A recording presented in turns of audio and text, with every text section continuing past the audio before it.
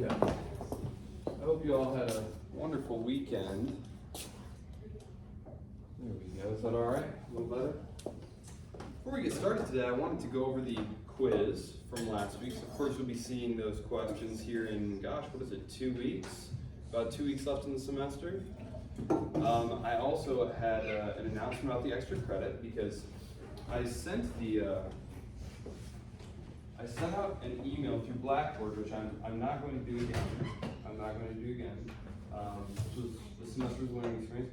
I sent out a message via Blackboard, and the thing is when I send out the message, apparently it doesn't show up in my outbox. So I had people contact me saying they did not get the message. Some people said they did get the message, but I wasn't able to see what the message had been, and I had typed out some time ago. So I'm just going to repeat it now for the benefit of anyone who did not hear it or who wants to take advantage of it. Tiffany was so kind as to resend me the message that I sent but didn't have access to anymore. The members of History 122 who have asked me about extra credit, here is your opportunity. Write me 2 pages, double-spaced, Times New Roman, or something similar. I've become a big fan of Garamond. Anybody font fanatics out there? No, it's like old newspaper typeset. Anyway, I'm not a nerd. About a topic of your choice that we've covered in class. So use your textbook, course lectures, PowerPoints. Have to be by May 1st, and it will be worth a 1-step bump in whatever your final grade would have been. So for example, an A- would be an A, a C+ would be a B-. Do I need to give more examples, or is that pretty clear? What's worth there? All right. Any questions about that? No. Okay. It will be on the beginning of this lecture then. So when you first click on this lecture, if you need this repeated, it will be there. And if you really need it sent to you again, I can now send it to you since, thanks to Tiffany, I have it. Thank you, Tiffany. Okay, so answers to the quiz for this last week. More true and false than usual. I am aware that you're I've been told that some of you have something like 4 or 5 papers due, some of you. So I'm trying to be cognizant of that as I'm putting together these final quiz materials here. This is a survey level course. I'm not trying to overwhelm you, and I know you're very busy. So question number 1, true or false? Hitler came to power in Germany before Mussolini came to power in Italy. That was false. That was false. Hitler doesn't come to power until the early 1930s. Mussolini is already in power by the early 1920s.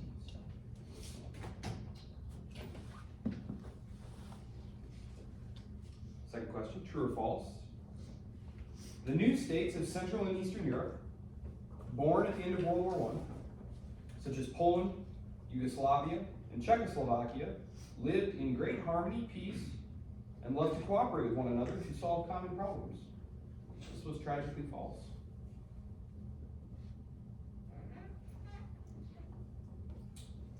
Third question you might have seen, whether true or false. The years 1918 to 1923 saw almost continual war, revolution, or civil war on the European continent. That was true, and again, if you go back to the PowerPoint, you'll see that great map that I put up there that had all the countries highlighted in red that had experienced a revolution or civil war. Question number 4, this one was multiple choice. In the late 1920s, financial disaster in the United States led to the stoppage of the necessary loans to keep European economies functioning. And this was the stock market crash in the United States, which was B.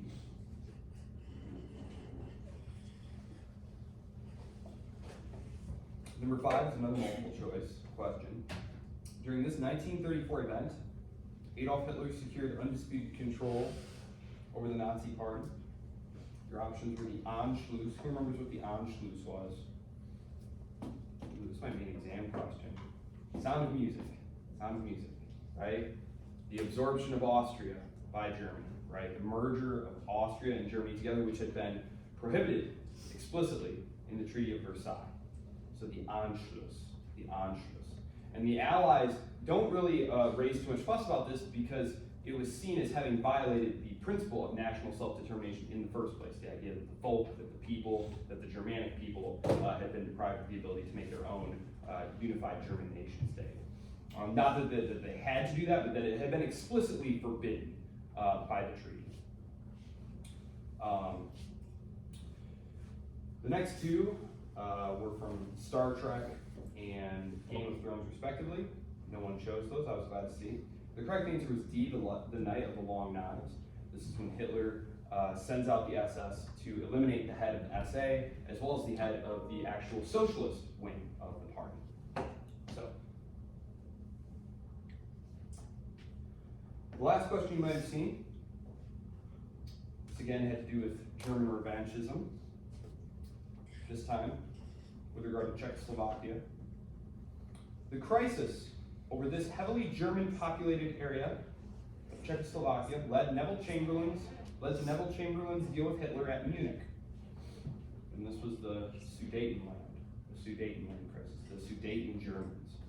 The Germans constituted about 40% of the population, which isn't an outright majority, but that's an incredible, sizable ethnic minority right against the border with Germany.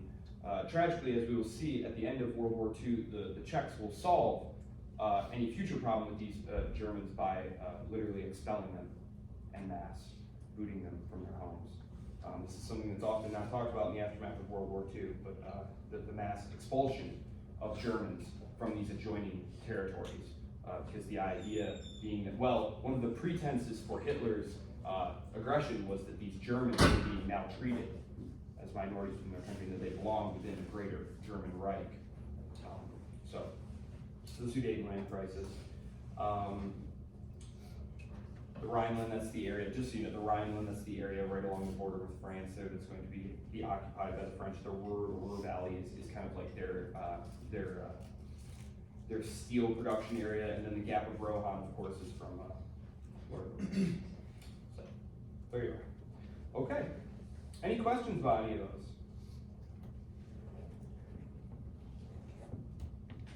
Nobody. Okay. Great. So, let's see. We spent last week, Tuesday, preparing for war in Europe, and then we spent Thursday preparing for war in the rest of the world, specifically in the Pacific theater, talking about relations between Japan and the United States, and also kind of filling in the background of what had been going on in the United States at this time. So, let's begin in Europe, again, just to recap, because some number of these will appear on your final exam. Just a reminder, the final exam is cumulative, technically speaking, but the majority of the information is going to be on the final, I believe it was 4 weeks of material of this class. So you will see about 12 questions that will have been recycled from your first 2 exams, and I'll be choosing major questions, things like 1492 or something like that. It's not going to be what was Bismarck's favorite breakfast cereal or something like that. You know what I mean? Important though that probably was to history. So the rise of Nazi Germany. 1930, the Nazis become the second largest party in the Reichstag. It's important to remember to combat that notion that it had been just, well, hyperinflation happened and then you got the Nazis. It's really the crash of the subsequent depression. 1932, the Nazis become the largest party in the Reichstag. Reichstag is sort of like the Congress, right? It's the representative body. Hitler is appointed chancellor by von Papen. 1933, seizing the opportunity of an emergency, never waste a good crisis, as everyone from Rahm Emanuel to Winston Churchill said. Never waste a good crisis. The Reichstag is burned. It's not entirely clear. You read different sources of who did it, why, maybe it was an accident. In any event, this is used to pass what was called the Enabling Act, which allowed the Chancellor, who happened to be Adolf Hitler, to rule virtually by decree. Civil Service Act, this is one of the first hints I had said. The Civil Service Act, the idea of this here was to make sure that it would be loyal to the Nazi party apparatus, but within the Enabling Act were several specifically anti-Semitic provisions. Now these were ultimately stripped out. Remember, Hitler has not consolidated power within either the Nazi party or Germany itself at this point. And there was backlash to this, there was pushback on this, and so it's dropped. But it's clear, right from the very beginning, that the anti-Semitism that had been so much a part of Hitler's populist demagoguery was in fact going to become state policy. It hadn't entirely been clear to those who had embraced it as sort of a useful tool, the small C conservatives of Germany, that would be the case. Germany had a history of being incredibly tolerant towards Jewish people. It's one of the reasons that there was such a high Jewish population there. So, unlike Poland, Poland had a very high Jewish population because the Tsar of all the Russias put the Jews of Russia. Russia was one of the most anti-Semitic countries there was. They pushed all the Jews into what was called the Pale, the Jewish settlements, which was in Poland, which they had taken over in the late 18th century, which we talked about in the context of the French Revolution here, happened during the 1790s, the third partition of Poland. Anyway, 1934, Hitler is going to move to consolidate power within the Nazi Party. The Knight of the Long Knives. He will, as I said, eliminate Ernst Röhm, the head of the SA. And the way I always just remember that is the SAs are the brown shirt guys, and the SS they're the black shirt guys. So that's what happens there.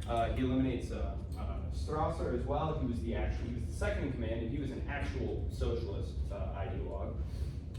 Hitler was not. He was much more pragmatic in terms of how the economy was organized. The offices of Chancellor and President will be merged. So this is Hitler consolidating power within Germany. So these first 4 years are the Nazis coming to power and Hitler personally consolidating power. Immediately after he has consolidated power within the Nazi Party and within the German state, he's going to set out to change the situation, the status quo, in his immediate neighborhood geopolitically. This starts with the renunciation of the Treaty of Versailles, and specifically the provisions that had demilitarized Germany, not entirely demilitarized Germany, but remember they could only have an armed force about the size of Lithuania's. Couldn't have an air force, couldn't have any kind of serious navy. Hitler is going to renounce this. He's going to implement the draft, re-implement the draft, swell the size of the German army. And remember, this is happening in the context of the Depression. So as Germany is rapidly starting to rearm itself, France, its neighbor, is making budget cuts. England making budget cuts, right? Shrinking the size of the military. England's great problem, of course, was that unlike Germany, which simply repudiated its debts that it owed, the British Crown attempted to continue paying these enormous debts as part of an attempt to keep the British pound sterling and the city of London as the center of global commerce and finance. And this was part of upholding the empire. The idea was, well, if we default on these loans, it will destroy confidence in the British Empire, in the city of London, in the pound. And so this is one of the things that's really dragging down the British economy at this time, and its ability to rearm to face Germany. But it's also important to remember there was no support. There was no support except from one or two, wild men in the wings like Winston Churchill, who were saying the time to fight them is now. We have to fight them now. But Winston Churchill was always saying we needed to fight someone. Most Britishers, most people on the continent, thought that anything we could do to avoid another war was absolutely imperative and heroic. And even when the Rhineland is remilitarized, this is a huge gamble, if you remember. Germany has only just started rearming. The generals, the German generals, are horrified by this move. They think it's an outrageous gamble, way too risky. If the French show up in any kind of force, they're going to be routed. The Germans will be defeated, humiliated. It's a huge risk, but the French don't do anything because the French look to the British for support. The British say, we're not going to support this. And so it's allowed to stand. Next is the Anschluss and the Sudeten crisis. These are both complicated by the fact that, yes, they are attempts to acquire territory by Germany, but they're attempts to acquire German lands, German-speaking peoples. And again, there's no public support for going to war. It was seen that particularly the Anschluss provision of the Treaty of Versailles had been unjust because it closed the door on even the idea of Austria and Germany voluntarily getting together, which at the end of World War I, there was actually support for that because Rump Austria had virtually nowhere to go, no identity. It went from being this vast, expansive land empire in Central and Southeastern Europe to being this tiny, rump, landlocked state of several million very poor, very confused people. And Austrian identity was slowly built up and expanded over the course of the past century. They're now highly distinct, obviously, but at the time it was seen as an attractive option to simply merge with Germany. Hitler is going to accomplish the Anschluss in 1938. The Sudeten crisis, this is the one from your quiz, you'll remember, that Neville Chamberlain, British Prime Minister, is going to have the Munich conference where he's going to agree to the acquisition of this territory by the Germans, by the Nazis. Both he and Daladier, the French minister, are greeted by great cheers, great hurrahs. They've saved the peace. However, giving up this area, the Sudetenland, made Czechoslovakia incredibly vulnerable. Incredibly vulnerable. And Czechoslovakia was sort of the Western Europe's favorite son. It was the most promising democracy of Eastern Europe. It would be after World War II as well, and it will again be snuffed out, this time by the Soviets.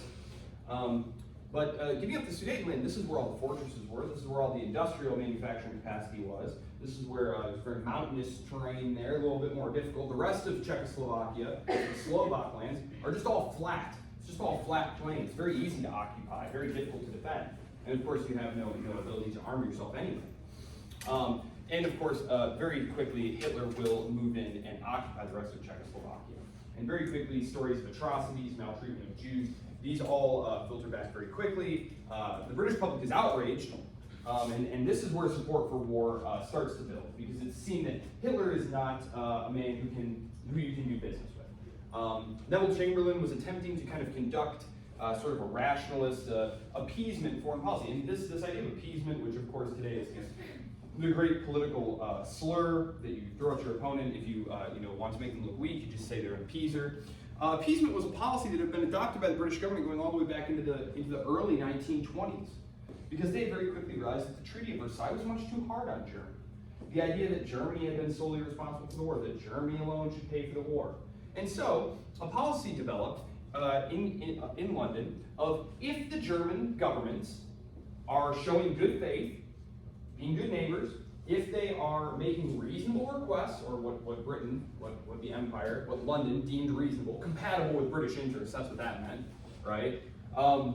Which of course, the British are very busy at this time, right? They've got new territories in the Middle East they're trying to pacify and keep under control, full of oil. They're trying to keep control of India, which is proving more and more difficult by the day. They lose Ireland, right?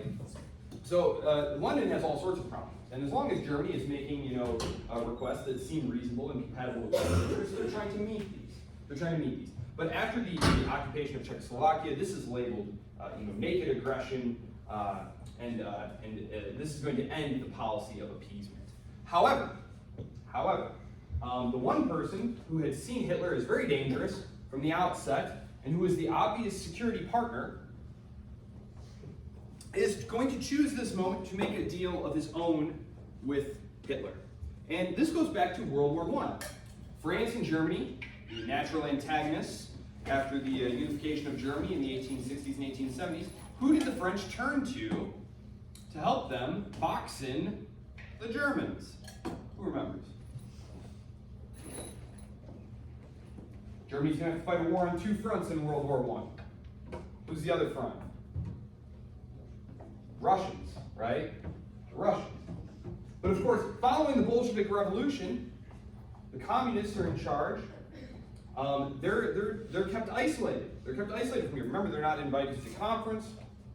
They're treated as a pariah state. The British and French governments view it as, frankly, the best option of all is if Hitler and Stalin would fight each other and bleed each other to death, and therefore weaken them both, and leave the Western powers, Britain and France, safe and secure and predominant.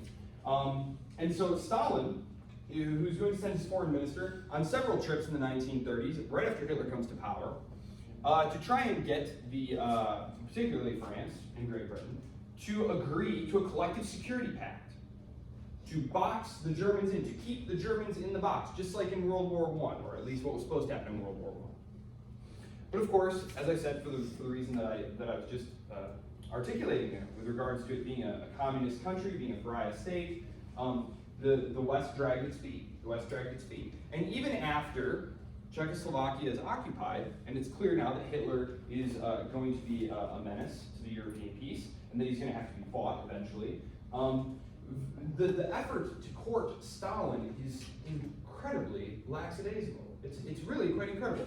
Realizing now that the danger is quite imminent, you think, of course, well, the British and the French, they fly some high-level diplomats right straight to Moscow and get right down to business. No.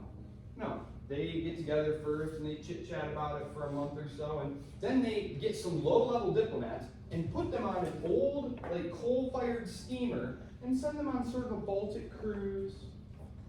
And they eventually get there, after like 6 weeks. They don't even have like diplomatic credentials, which when you show up to a negotiation, you're supposed to have like a list that your government gave you, like an official list of here's what they've been authorized to do, to negotiate, to promise. So you know that you're dealing with the actual government in good faith.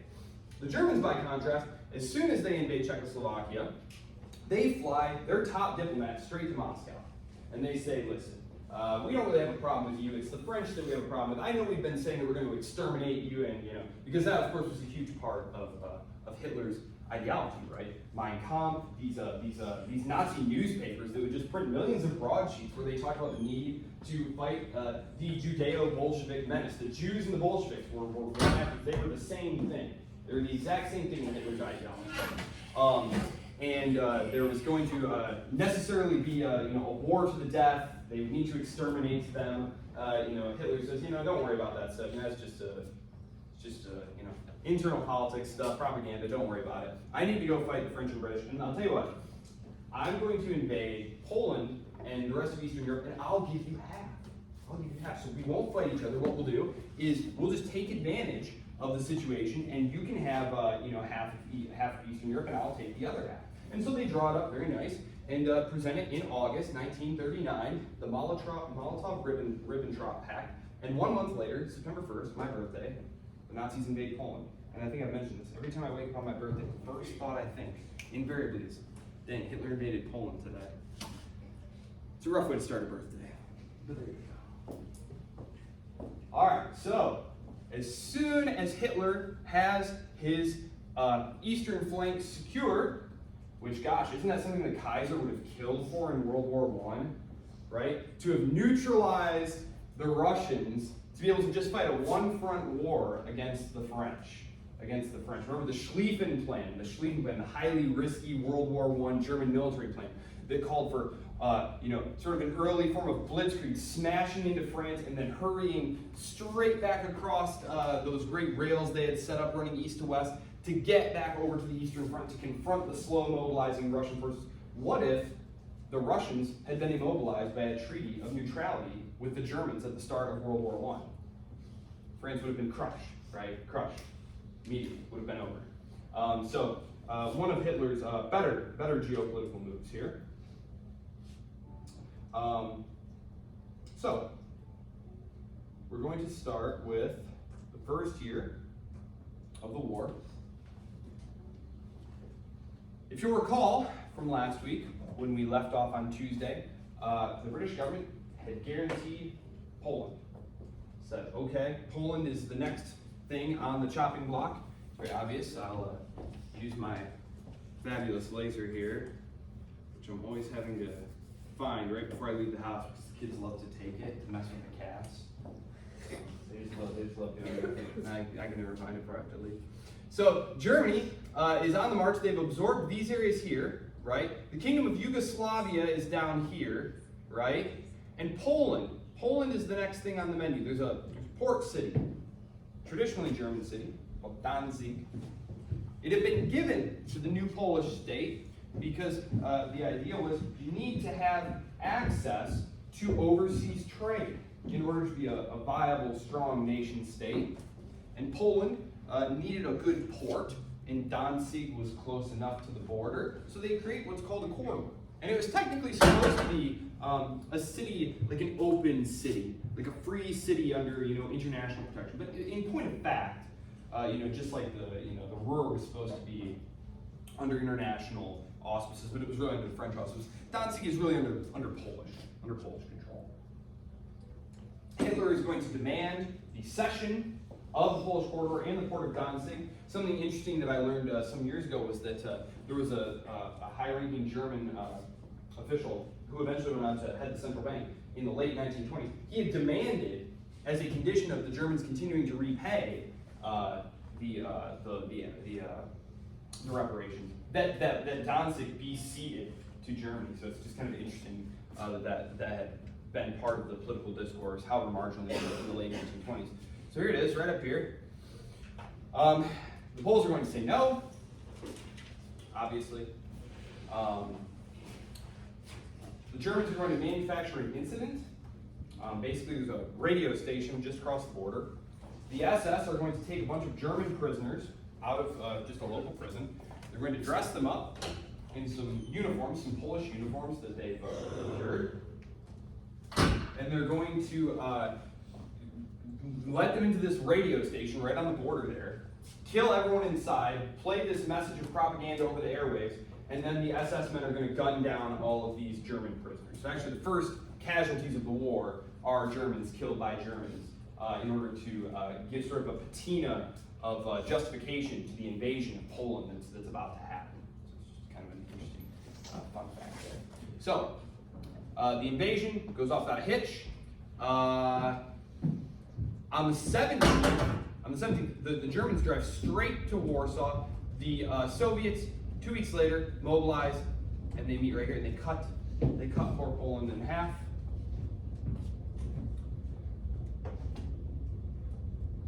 This area up here, Finland, had previously been a province of the Russian Empire. As part of the Molotov-Ribbentrop Agreement, this had been granted as sort of a Soviet sphere. That Hitler said, look, if you want to move into that area, I'll make no objection to it. And so, 2 months later, the USSR will invade Finland. This war is going to be a total disaster for the USSR. They do gain a little bit of territory, but the way that they do so makes them look terribly, terribly weak. And I think it's one of, if not the biggest reason that Hitler decides to turn around and invade the Soviet Union, is because in the late 1930s, Stalin, as you may remember, was going through one of his bouts of purging political enemies within the system. Well, one of the places that he was looking for unreliable elements was the Red Army. And I'm not just talking about generals, although he gets rid of most of them, throws them in the gulags. Are you all familiar with the gulags? I know I didn't touch on that too much. These were like Siberian prison camps that they set up, and they'd send like political prisoners to and such, slave labor camps. If you've never read it or looked into it, the Day in the Life of Ivan Denisovich and the Gulag Archipelago by Alexander Solzhenitsyn are very great reading. All the way down, I mean, military conflict, all the way down to the level of like unit commanders. I'm talking about NCOs, sergeants. Everyone was getting sent into the gulags. Huge, huge amount of purges of the military. And so when Stalin then attempts to invade Finland, which the Red Army outnumbers the Finns by 50-1. The Red Army is the largest military in the world at this point. They have the most aircrafts, the most tanks, the most men. They can hardly make it dead in Finland. Like I said, they wind up gaining, gosh, I didn't write this one down, it's sort of peripheral, but gaining like 60 miles worth of territory. They moved the border away from Leningrad somewhat, but which, as you can see here, is Leningrad right there. So they do push the border back a little bit, but they very quickly sue for peace because the war is going terribly. So very minor territorial gains. And to the German high command and to Hitler, watching this happen, this looks like it confirms everything that they've been thinking, right?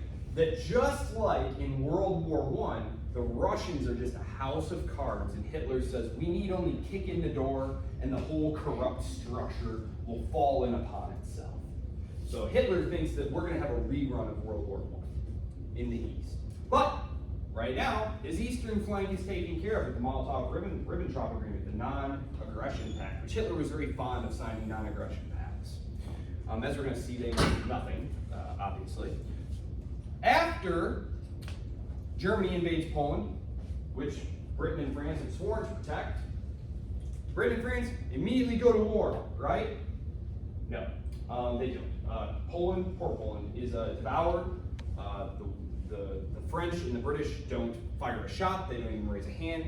On the French side, the French are mobilizing to prepare for a long war. They're, as always, generals and politicians, they're always preparing to fight the last war, right? So the French are mobilizing, filling up their fortress defenses, mobilizing their reserves. They're going to be ready to fight in about a month, but that's far too long away for Poland. England doesn't even have a proper army at this point. They do have a very powerful air force. Winston Churchill, one of the wisest, maybe the wisest thing he ever did, was he took advantage of the power that he had in the 1930s to build an incredible air force. Which he encountered a lot of resistance about that. It wasn't obvious. Now we look back and say, well, obviously having an air force and strategic bombing capabilities is absolutely critical in a conflict like this. It wasn't obvious to the generals or to the civilian military leaders, but Churchill gets his way, and it's the British Royal Air Force that is going to save Britain from Nazi conquest, as we're going to see here in just a few minutes. The phony war is what this period is called. After the Allies declare war in September, Hitler invades Poland. Allies declare war, but they're not actually ready to go fight. They need some time to fight. In the meantime, Hitler is consolidating his hold over Poland here, and he is sending out diplomatic feelers, both to Paris and especially to Great Britain. Especially to Great Britain, because Hitler knows, and of course he's preparing to fight World War I all over again. He knows that they're going to crush the French, and in fact they are going to crush the French. It's the British that he doesn't want to bring into the war. He tries very hard to convince the British that what the Nazis are doing here is perfectly compatible with British interests, and that there is a place for the British Empire in Hitler's worldview, and that it would be best if the British and the Germans, as common folk, sharing common ancestry. Of course, the British Crown, Saxe-Coburg. That is the name. That's the actual name of the Windsor family. They changed it in World War I because the British monarchy felt like it was bad public relations to have their German name as the British are fighting the Germans. So they changed it to Windsor during the First World War. Their actual name is Saxe-Coburg. So So Hitler is trying very hard to keep the British out of the war. This is not going to be possible. And so, and one of the reasons, intelligence reaches Berlin that the British are planning on moving in to Denmark and Norway, and occupying these ports so that they can come at Germany from two different sides. This is going to prompt Hitler to invade Denmark and Norway. Okay, this is in April. In June, realizing that his diplomatic offensives to the British and the French have failed, that there is in fact going to be a war, he launches a blitzkrieg into France. One of the very curious aspects of the war, and there's always so many curious aspects about wars like this, is the French had invested in some fortifications called the Maginot Line. Okay? Right? Now, on the one hand, having fortresses and stuff, you might say, well, it was difficult for them to understand that armor, mass formations of tanks were going to make it possible to bypass these fortified locations. And they should have recognized that. And people like Charles de Gaulle, for example, the eventual leader of the Free French, did recognize that and argued vociferously that they should not waste all their money on these static fortifications. And when I say forts, I mean miles-long fortifications with these deep bunkers with electric lights, and they were ready to fight World War I over again, and it was going to be great. Instead, Charles de Gaulle was arguing, no, you need to abandon fortifications for the lightning offensive using mass formations of tanks, right? This is exactly what the Germans are going to do, right? In their blitzkrieg. Well, the Maginot Line stopped right about here, because this is the border with Belgium. It's right there at the Ardennes Forest. Beautiful, beautiful, ancient, deep forest. Money was tight, 1930s, right? We're a little light on the money. That forest is awfully thick. I mean, the Germans probably can't invade through there, right? I mean, I know they did back in the 1870s and in 1914, but probably they're not going to do that again, right? You can't drive tanks through there. We don't need to extend the Maginot Line all the way up there, right? And anyway, won't it kind of send a bad signal to our allies, the Belgians, who we've promised to defend, if we build our fort excluding them, right? And also, we can't really build it around Belgium because, there's the water table in the Low Countries, up there, the Benelux countries right up there. In the Low Countries, the water table is very, very what is it, high or low? Basically, if you dig down very deep at all, you start hitting a lot of water. You can't really sink these great big pylons, these cement columns down that you need to. We'll just leave it. We'll just leave it right here. And of course, where do the Germans attack through? The non-fortified place, right? They just blast right through the Arctic forest with armor, right? Now, the British have signaled to the French that, look, we have intelligence that they're massing formations here. We have Royal Air Force overflights.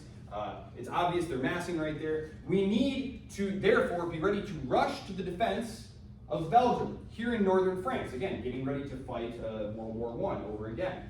This time they're going to blunt the German offensive, the drive toward Paris. However, Hitler and his general staff have anticipated this. And it is, in fact, in the words of Admiral Akbar, a trap. Right? Star Wars, yes? That's still a thing, right? Yeah? Okay. I know Disney is killing it for everyone, but... Okay. This is where the evacuation at Dunkirk comes from. Because what's going to happen here is when the Germans punch down through here, the French are going to rush their forces north. The British are going to send their only forces here to help.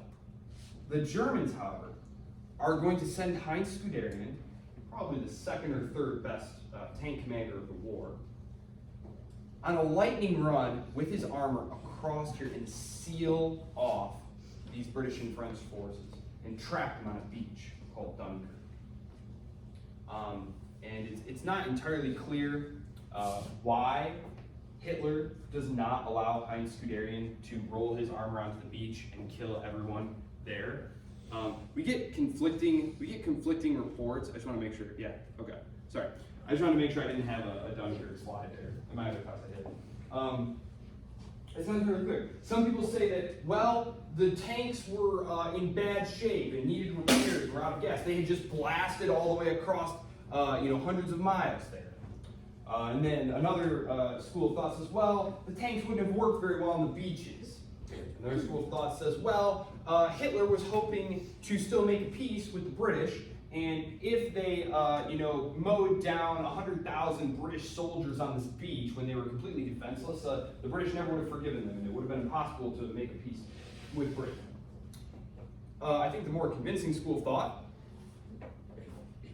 is that Goering, who was head of the Luftwaffe, he was one of Hitler's favorites, promised Hitler that it would be no problem at all to just bomb these Allied forces to death on the beach from the air, with no risk to the armor at all. And actually, one thing that you should know about Hitler Germany is that they actually had fewer tanks than the French and British, certainly far less than the Russians. They had fewer planes, fewer men. They just didn't have the material. To fight a long, drawn-out war. That's why these lightning campaigns were the tactic that Hitler embraced. So the idea of being able to save the possible loss of armor and men by just dropping bombs on these defenseless guys on the beach must have seemed like a very attractive and expedient way of getting this done. However, a combination of incompetence and bad weather is going to foil this effort, and the British government is going to send everything that floats, I'm talking everything from yachts to fishing boats to cruisers, across the channel under the cover of cloud, and with the help of the Royal Air Force, this is going to be the war of dogfights. This is remember World War I. There is some dogfighting, but the planes are still very early models. They're actually firing handguns at each other a lot of times. They're doing like reconnaissance in these planes, and you see an enemy plane, and you've got your handgun, and you can go blast at him. No, this is when you actually have like the Mustang, the Hurricane, the Spitfire. This is when you actually have dogfighting emerge. The British are going to dominate the air, absolutely dominate the air. It's going to be the saving grace of the British. And so they're able to evacuate these guys off the beach at Dunkirk. However, the Germans are now free to just turn around and march on Paris, which they do. The French government is debating what to do. Do they flee south, continue the resistance there?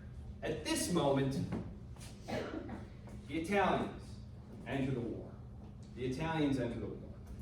Now, technically speaking, the Italians had already been an aggressor in this conflict.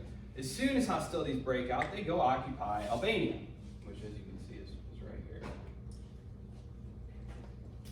And Albania had been something, that area, Albania was carved out here because the Italians and the British did not want this new Slav kingdom to control this vital choke point. They wanted a small state there who they could lean on, and the Italians had wanted that territory anyway. And as you can see why here, right? It controls access here, right? Otranto's right there. It controls access.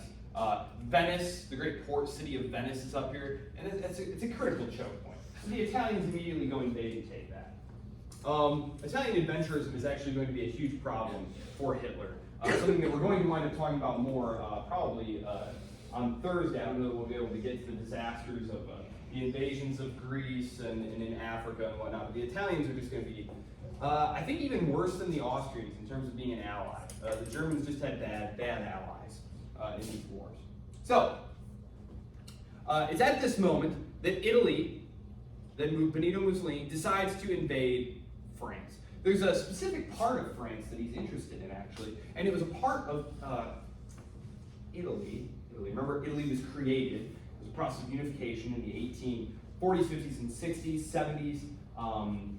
There was an area called Savoy, right here. It's actually the province where Cavour and Garibaldi or Mazzini. One of those other famous Italian revolutionary nationalist figures came from Savoy, but it had a very strong history of French connections. Savoyard, the local language there, is actually much closer to French than it is to the Florentine Italian that's become prevalent throughout the peninsula.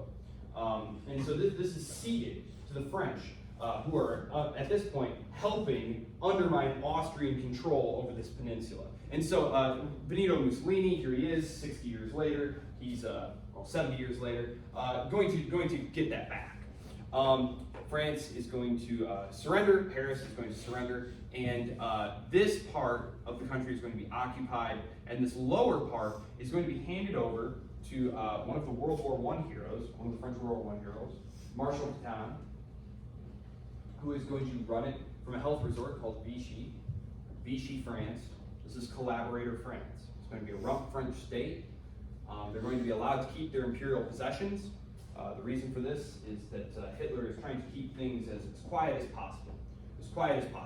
And he feels like this is a deal that the new French leadership can accept, that there will be a smaller France, that it will still have its empire, that it will still have its fleet, and this is a way of keeping the situation quiet while he turns to deal with the British. So, dealing with the British is going to be a little bit trickier than it might seem. Oh yes, yes. Okay, so I'll really quickly just highlight a few things here. Right here we have Vichy France right here, and this is the new rump state. The Germans want to control all this coastline, right? They want to control this coastline because they're at war with Great Britain, which is of course a sea power.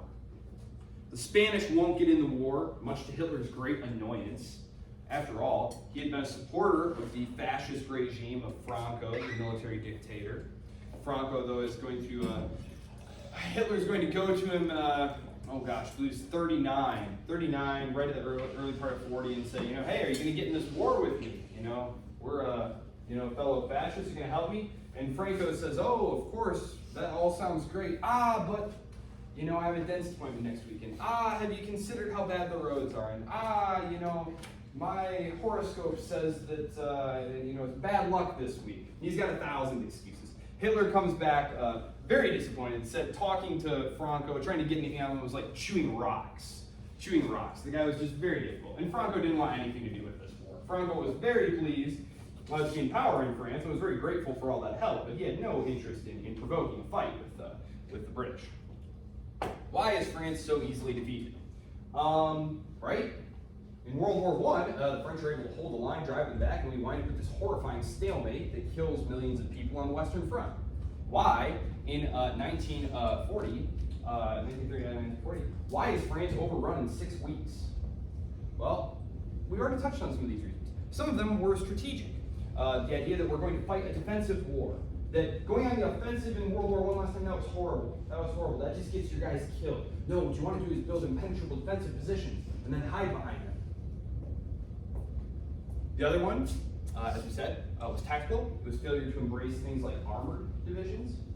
The decision not to defend this area up here, where the Ardennes Forest was. Politically, the French government was constantly in chaos, right? This is something that the French Third Republic was hilarious. Of course, the French Third Republic is what takes power after Napoleon's Second Empire is destroyed at the end of the Franco-Prussian War. And it was going to be something like 60 governments in like 45 years or something like that. And just remember, when I say like a new government, it's a parliamentary system. So the leader of the polity of the country, the political leader, is going to be the person who commands the majority in the House. It'd be like if Speaker Johnson, for example, in our system, if he lost a majority within the House, we had new elections right away, right? That's what's happening here. So you have governments rising and falling all the time, very similar cast of characters. But this is going to carry on right up to the cusp of World War I or World War II.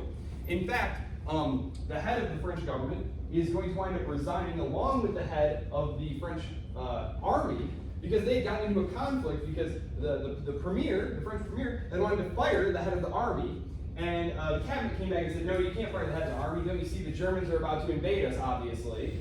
And so the French premier resigns. The general, who didn't get an apology and felt very affronted, also resigns. And so when the Germans invade, the French have no head of government and no head of the military. Okay, this is obviously a serious problem, right? Technologically, this is often not noted. The Germans, when they were rolling along, they were putting up telephone wire so that they could communicate by telephone and by radio, shortwave radio. The French, I love the French. They had guys riding along on motorbikes, delivering messages by hand, by courier, right? So we've got some German positions here. Better write that down. Sorry about that. It is a later. Drive the motorbike back to the headquarters. Everybody talks. Write up some new orders. Better go drive my motorbike over there. Go deliver it. Right? The Germans are gone. Right? The Germans are long gone by the time we get there. Blitzkrieg. The strategy of lightning war. Remember, this serves multiple purposes. Number one, it's a military tactic. The idea of mass formations of armored tank columns smashing through defenses and running wild, right? The other one is economic. Hitler believes in being stabbed in the backfield. He believes Germany lost the war because of the political strains and the economic strains that it put on the German people domestically. That their will to fight was eventually sapped by the war economy and starvation and the fact that the war dragged on so long. So in order to keep the German population on his side, he's trying to keep these wars as quick as possible. He's going to resist shifting the German economy into what we call war mode, war production, the war economy. This is where you start seizing factories and putting them to work, right? Building war materials. This is highly unpopular. Because you go to the store, and instead of finding, toothbrushes and soaps and domestic goods and stuff, well, the shelves are very bare. You have a ration card. You only get a little bit of this and that because all of the materials and productive capacity of society is being funneled toward making boots and bullets and airplanes and stuff. It's not super popular. And even once it becomes clear that Hitler's invasion of the USSR is going badly, he's still going to resist shifting the German economy into war production mode. Because he's worried about alienating the German population. So again, Blitzkrieg, it's not just a military policy. It has economic and political dimensions as well. And so this map, it's on Blackboard. If you want to take a close look at it, I won't trouble you with going through all of it. But this is it right here. This boy right there. Yeah, it's a pretty nice area. No wonder they were fighting over it. Very nice spot. Okay, on to the Battle of Britain. Who's this guy? Who's this bulldog-looking chap? That's Winston Churchill. He was a huge opponent of the policy of appeasement. Felt like they should fight them right away, the Germans. Also thought that they should fight the Soviets as well. He is made wartime leader in 1940. So Chamberlain doesn't, again, when people tell the story of World War II and the run of World War II, Chamberlain is chucked out immediately in the story after Czechoslovakia. No, he's not. He's not booted out until a couple years later. Churchill is made wartime leader on the basis of one policy, and that is an absolute refusal to come to any agreement with Hitler Germany. That is literally his only mandate. And this is the period when Churchill gets to make all of his phenomenal speeches, right? Forget that some of them were plagiarized, who cares? He delivers them with just tremendous gravitas. He was a man of history. He understood the moment, and he played his part tremendously. So we can thank him for that. The Battle of Britain. Okay, so on this right side here, we have the occupied forces in northern France here. The Nazis set up some airfields here. Because remember, Hitler, when he sets off on this wild adventure in 1938, 1939, number one, he doesn't believe that the British and the French are actually going to come to Poland's defense. He thinks this is going to be a rerun of Czechoslovakia. They're not really going to plunge us all into total continent-wide world war again over Poland, right? They didn't do it over Czechoslovakia. They're not going to do it over Poland. After he does it and they declare war, he puts all of his efforts into diplomatically getting them to back off, to accept what he's done. It doesn't work. He knocks France out of the war, but now he has to deal with Britain. Britain still won't leave the war. They still won't make peace. So now he has to actually try and defeat Britain. They hadn't planned for this. He very quickly has his generals draw up a plan called Operation Sea Line. Operation Sea Line. And this is a plan for a cross-channel invasion, like a reverse D-Day. Like a reverse D-Day operation. There are a couple of problems. Problem number one, the German Navy didn't have any troop transports built. They hadn't planned on doing a cross-channel invasion, so they didn't have transports built. Hitler, of course, being a man who's not going to be stopped by little details like that, says, don't worry, we'll just get some barges, some river barges from the Rhine, right? You know how you put things on a barge, big flat boat, right? And you just tow it along. We'll just load the troops onto these and pull them across the English Channel. No problem. What's the problem, guys? The Navy says, we're not doing that. We're not doing that. We're gonna get bombed to death, and that's if we don't drown. The English Channel is actually a very rough body of water. Very rough. In fact, the D-Day landings are almost kaput because of a massive storm. It's one of those odd contingencies of history. Had the Allied forces set off, I believe it was a week later than they did, they would have got caught in this horrifying storm that would have surely sunk many of the transports. Anyway, the German military leadership, most of whom had not been Nazis, they were old members of the Prussian League, they understand that it's a little dangerous to be constantly saying no to Hitler. That can be very bad for your health and career and whatnot. So they say, listen, we will do it, but you must establish air superiority. If we're really going to tug these barges full of troops across the English Channel, we can't be getting bombs dropped on us. Okay, so we at least have to have air superiority. So, from July to October of 1940, the largest air battle in world history is going to take place. It's the Battle of Britain. The Nazis are going to be launching off from the North French coast. Here are the Allied airfields. This is Churchill says this was their finest hour. This is also the beginning of strategic bombing. Strategic bombing was not a great, war is bad generally, right? Killing people is bad generally speaking. But this is a particularly nasty moment of innovation. Strategic bombing, terror bombing. This was not targeting troop formations, this was not targeting war production facilities. This was, we are going to deliberately bomb civilian targets to terrorize the population into forcing their government to quit the war.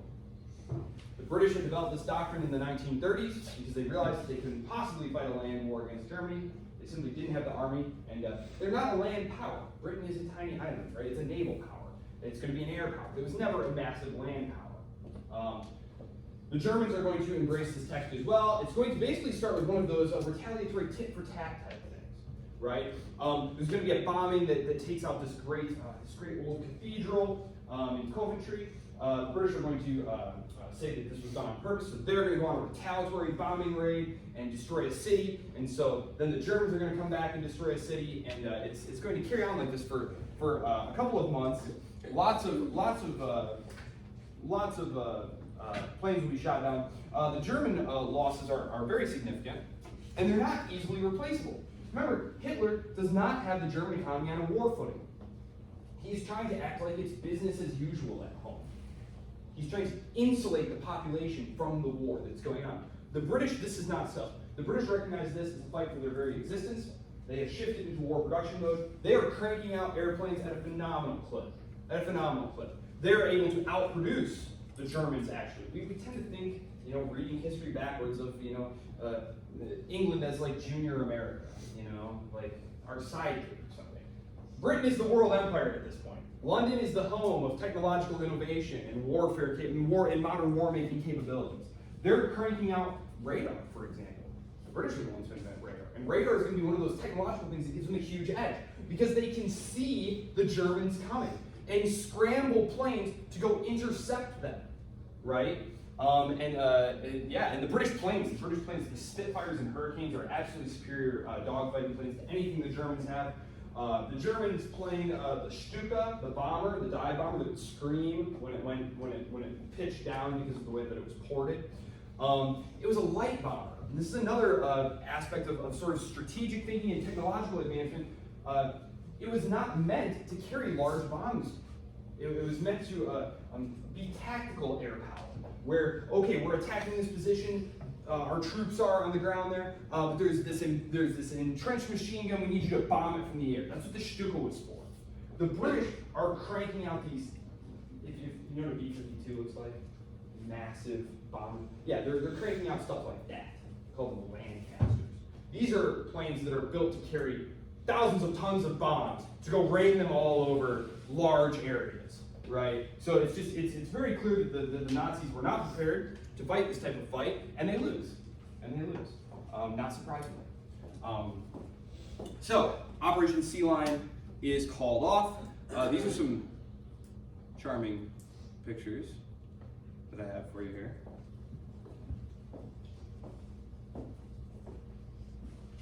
This is what it looks like after a bombing raid, right here. This is if you're lucky, because sometimes what will happen is so many bombs will fall, and the weather conditions will be just right, that it creates what's called firestorm. And this will consume the city of Dresden, for example. Lately, I don't know if any of you have social media or whatever. I hate social media, but I have to have one for my other job, the Institute. There's been a raging debate lately about dropping atomic bombs and whatnot. Yes, dropping atomic bombs was horrible and cost 60,000 deaths in one case, 80,000 deaths in another. But I have to emphasize this: the real tragedy was the normalization of this kind of strategic bombing. Because in the firebombing of Dresden, which took place over 3 days, killed over 100,000 people, right? But no one's talking Dresden or anything like that, right? Just these type of specific bombs. The really horrifying innovation of warfare of the 20th century, I think, is the normalization of the bombing of specifically civilian cities, of which Hiroshima and Nagasaki were, of course. Here's some tanks. This is a cool tank, right? This is the T-34 tank. This is going to totally ruin Hitler's invasion of the Soviet Union. A couple things will ruin his invasion of the Soviet Union. One being that he's constantly changing his mind about what the objective is. The other is this medium tank. There are light tanks, medium tanks, heavy tanks. This is the best overall tank of the war. It's the T-34. It combines the best of speed and armor and firepower, and the Soviets are going to be able to crank these out like candy bars. German intelligence has been so bad they didn't even really know they had them. Here are some Hurricanes, just some overhead flights here. That's one of the Lancaster twin engines there. Having failed to crack England, England's a tough nut to crack, Hitler decides, well, okay, I guess it's not that big a deal. After all, it's not as though the British can invade, right? The British have no land power. The British can't invade. They can't threaten our hold on Western Europe here. And really, Nazi ideology had always been committed to a war of extermination in the East. They needed Lebensraum, and they needed to eliminate the Judeo-Bolshevik threat to the Superman, right? There was this great Aryan race of which Germany was going to be the leading edge, and they needed to eliminate these Untermenschen, these undermen who sapped the strength of the master race. and that it was the responsibility of the Nazi Party to eliminate this threat. So, it is an ideological war. It is an ideological war. The war on the Western Front is typified by, like obviously there was some strategic bombing of cities and stuff like that, but there was also things like surrender, where you would actually like give the guys would surrender and you just disarm them and bring them into a prison camp. On the Eastern Front, there are no prisoners taken. If you catch them, they're either Jews, Bolsheviks, saboteurs, propagandists. You just kill them. You just kill them. That goes for everyone. So the war on the Eastern Front is going to be markedly different in how it is fought. And when the Americans get into the war and they attack, and Germany confronts them at the Battle of the Bulge there, which my great uncle was a part of. One of the really shocking things that appears in a lot of the graduate studies of this is there was this German unit that had been shipped over from the Eastern Front that gets disciplined quite strongly because they show up and they capture this like little allied unit that had been cut off, and they just gun down everybody there. And everyone's kind of horrified, like, "Oh, what are you doing? That's not what you do." And they're like, "Oh, sorry, comrade. That's how we do things over on the Eastern Front. Oh, sorry about that." Yeah. So it's a very horrifying war, and it's one of the reasons when the war ends that the Germans are going to fight so hard to keep this corridor open to help the German people get out of the East. Because when the tide gets turned, which I realize now that we are not going to be able to get to Stalingrad or anything like that, and I should probably cut it off right about here so I don't get too far into the invasion here, Operation Barbarossa. It's named for a medieval German warrior emperor who had conducted a storm to the east, an Oststurm, who had expanded German territory to the east. I believe it was in the 1200s, the 1100s. But that's why he named it Operation Barbarossa. So I guess I'll leave. So I guess what I'll say is this: to set us up for the Eastern Front campaign. I'm sorry I wasn't able to get to it. We will get to it Thursday, and we'll bring the United States into the war and bomb Pearl Harbor, and then bomb Japan, and then we'll be right up to the present day. Right up to the present day. What's going on here? Stalin is sitting back, observing the French and the British getting their comeuppance for refusing to ally with him. During the 1930s, which I think, in terms of moral equivalency and stuff, I find it kind of odd, because the British and French governments don't know that Hitler is going to go exterminate all of these people. They don't know that he's going to commit the Holocaust and all this stuff. Hitler's rise to power had been totally constitutional in Germany. He'd basically been handed power. And in total, he had killed like a few thousand guys by the time that this is all going on. And they're going to make a partnership with Stalin, who by this point has already killed millions of people. Like literally millions of people at this point. Stalin's the greatest mass murderer of the 20th century. So it's just kind of an odd thing, not to complicate this narrative too much, but if you have any time to think about it, I wouldn't say it's the worst way to spend some time mulling things over. But basically, Stalin is going to be shocked by Hitler's turn to the east. He is alleged to have refused to believe the reports that they're being attacked along this front here. Remember, the Soviet Union now is extending into Poland, right? The Germans are going to leap off here. There had been intelligence for weeks pouring in prior to this.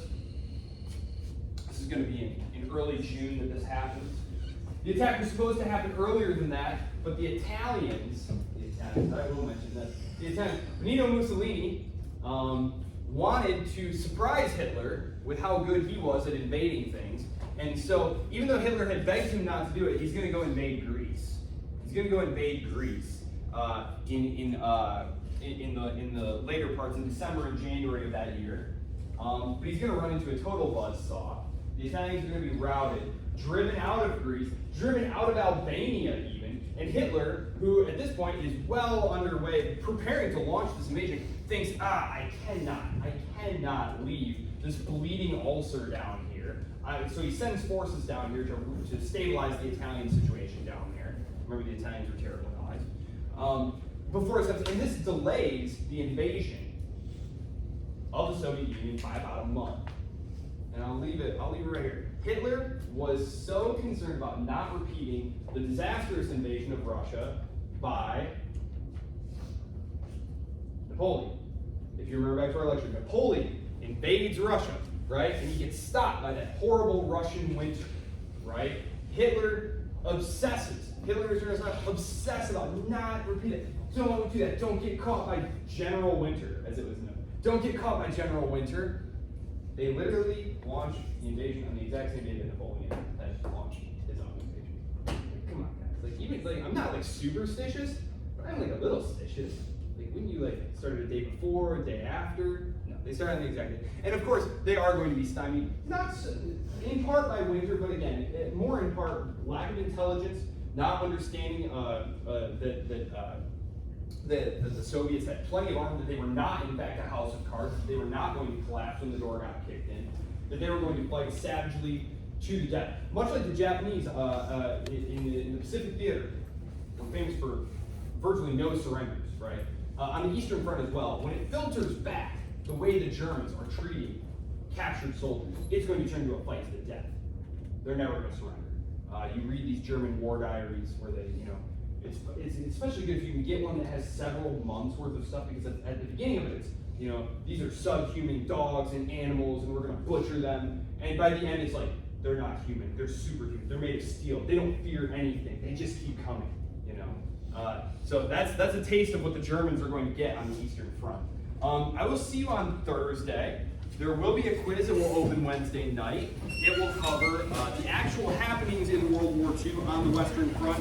There may be an Eastern Front question on there. I will post about that if you might want to hold off on taking it until Thursday. Otherwise, I look forward to seeing you then.